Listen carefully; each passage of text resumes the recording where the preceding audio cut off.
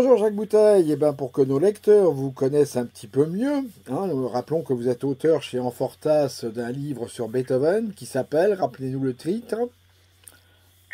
Les femmes et les grands compositeurs. D'accord. Alors, on va vous demander donc quel est votre principal trait de caractère? Je crois que je suis assez tenace. C'est bien ça, la ténacité. Alors, Quand je tiens un os, je ne lâche pas. d'accord. Alors, est-ce que c'est une qualité que vous reconnaissez à vos amis ou que vous recherchez chez vos amis? Ne recherchez pas forcément. On aime bien évidemment que ça se rapproche, mais c'est pas spécialement ce que je recherche chez les amis. Vous recherchez quoi alors? Ce que je recherche chez les amis, c'est surtout la fidélité. Alors, Le caractère. est-ce que, en dehors de l'écriture, parce que je pense que ça fait partie de vos occupations et qu'écrire c'est une sacrée Bien sûr. occupation, est-ce que vous avez d'autres plaisirs?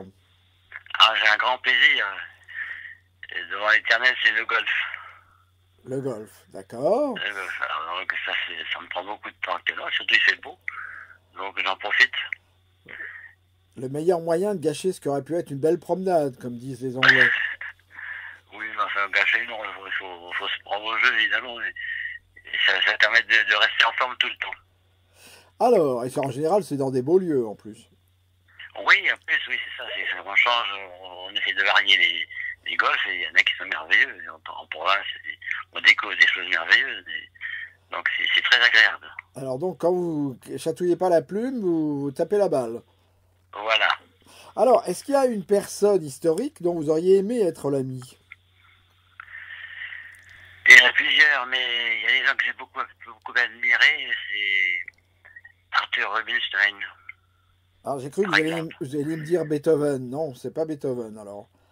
Euh, Beethoven, c'est un cas particulier. Être l'ami de Beethoven, je ne sais pas si j'aurais tellement aimé. J'aime bien sa musique, j'aime bien l'homme, mais être l'ami, ça ne devait pas être très facile quand même. Ouais, puis il aurait peut-être fait la sourde oreille. Allez, plaisantons pas. Alors, Mais j'aurais aimé Arthur Rubinstein. Je me rappelle en 1980 et quelques. J'avais descendu le grand escalier de l'opéra à côté de Rubinstein. J'étais très fier. Malheureusement, il n'y a pas de photographe pour prendre le cliché. d'accord, très bien. Est-ce qu'il y a un animal qui a vos préférences? J'ai déjà eu un petit Yorkshire. Et ça, c'est un merveilleux comme animal. Il faut s'en occuper tout le temps. Mais c'est une petite femelle que j'ai quand même, j'avais une dizaine d'années. Et c'est un cœur entouré de poils, si vous voulez. C'est merveilleux comme animal. Mais sans ça, les autres animaux, j'ai moins aimé. J'ai eu un chat, j'ai moins aimé. Pour moi, c'est le York. Et je reprends un animal, je n'en prends pas parce que c'est un fil à la patte quand même, quand on n'a pas qui le confier. Mais je reprends un York. Et alors, dans la littérature, quels sont vos auteurs préférés? Est-ce que vous avez un auteur préféré? Un auteur, j'aime beaucoup Flaubert. Et puis très récemment, j'ai beaucoup apprécié les livres de Max Gallo. D'accord. En poète, j'aime beaucoup quelqu'un qui n'est pas très connu, c'est François Copé. Oui. Alors, est-ce que vous auriez un souvenir d'enfance, d'un livre que vous auriez lu ou qui a marqué votre parcours? Non, pas spécialement, Non, je suis désolé. vous n'avez pas eu un livre d'enfance. Alors, et les compositeurs, alors là, vous allez m'en sortir beaucoup, Les là. compositeurs, là, il y a de quoi faire, là. Alors, allez-y, mais allez, choisissez-en un, allez. Évidemment, je mettrai quand même en numéro un. C'est difficile de comparer Mozart et Beethoven. Ce serait un petit peu identique de comparer Fausto Coppi et 56 ou Merckx. Ce sont des gens qui ont vécu à des périodes différentes. Mais Beethoven, je mettrais comme Beethoven peut-être en tête, à égalité avec Schubert. J'aime bien Schubert et Brahms. C'est quand même les principaux pour moi. Schumann également. Alors vous dites que c'est difficile de les comparer, mais vous les faites dialoguer. Ah, oui, enfin, en fait, mon dialogue dans mon livre, c'est pour essayer de tirer les vers du nez à Beethoven, pour essayer de faire parler un petit peu. D'accord. Alors, est-ce que vous avez un héros dans l'histoire? Quel est votre héros dans l'histoire? Les héros, j'ai eu récemment, quand j'ai revu les anniversaires de juin 44 du débarquement, s'il fallait prendre un héros, je prendrais peut-être le commandant Kisser et son commando au moment du débarquement de 44. C'était vraiment une abnégation de sa vie pour essayer de soutenir. C'était vraiment s'il y a quelqu'un à privilégier, ce serait lui. Alors, Et il y en a beaucoup d'autres. on va aller plus loin. Est-ce que votre vie a été guidée par une devise ou est-ce que vous avez toujours vécu avec une dynamique? Pardon, j'ai pas bien compris. Est-ce que vous avez une devise qui vous a toujours soutenu dans votre vie? Est-ce qu'il y a une phrase qui vous sert de marqueur? Oui, il y avait une phrase très classique finalement. Carpe diem, on s'arrête toujours à carpe diem. Et c'est quoi minimum réduit à postero?